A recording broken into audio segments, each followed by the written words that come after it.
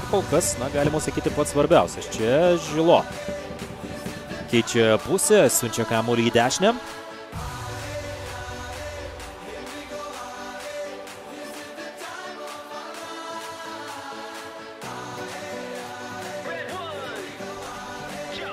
Dabar standartinė padėtis, įžaidžiamas kamuolys, panašu namų darbai. Žilo buvo likęs prie kamuolio ir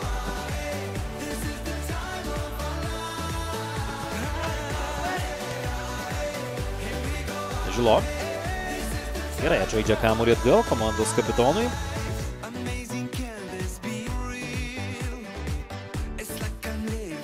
Gauna Vilniaus BFE ekipos kapitonas Rokas Vilkuotis. Dar kartą už šią pražangą, kieta pražanga prieš Benediktą Žilo. Geležinio Vilko komandos lyderio aikštės centre. Raminio saugo pozicijoje Benediktas Žilo. Atliks standartinę situaciją, kaip ir prieš tai, taip ir šį kartą. Ir vėl pastaruoju metu jų gana nemažai prie BFE komandos vartų. Perdavimas ir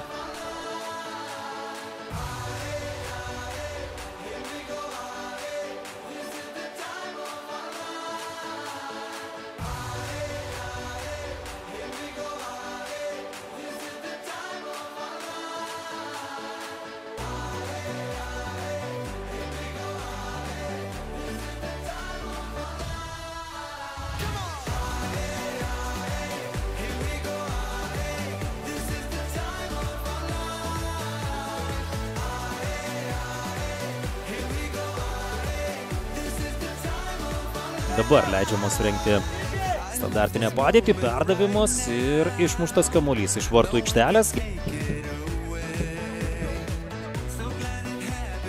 Tolimo virpsto link, perdavimas.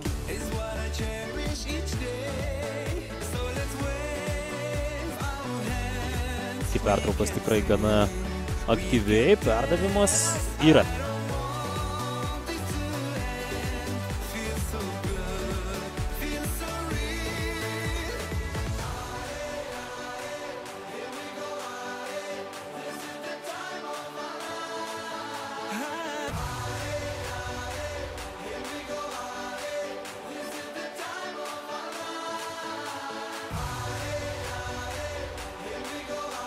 Žaidžia sienelę, turi progą, bet geras žaidimas gynyboje. Benediktas Žilo kamuolį išmuša.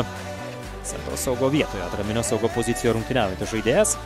Ir dažnai tokiose situacijose atsiduria jis, kai reikia pasaugoti komandą, padėti ekipai apsiginti, taip pat ir pradeda ekipos išpolius, žaisdamas su kamuoliu.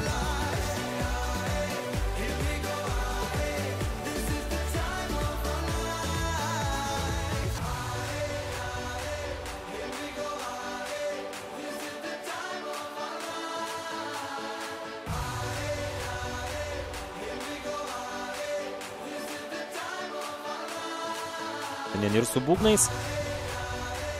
Perdavimas ir ataka tęsiasi. Yra Žilo, gražiai žaidžia, bando taisytis kamuolį prieš Žygimantą Jurevičių. Suklaidino būtent jį. Benediktas Žilo, bet smūgio į vartus nebuvo. Dar kartą Žilo. Neblogas jo rungtynės aikštės centre. Atraminio saugo pozicijoje matėme ir visai gerų situacijų gynyboje. Taip pat ir pradedant savo komandos atakas buvo keli gana ryškus momentai.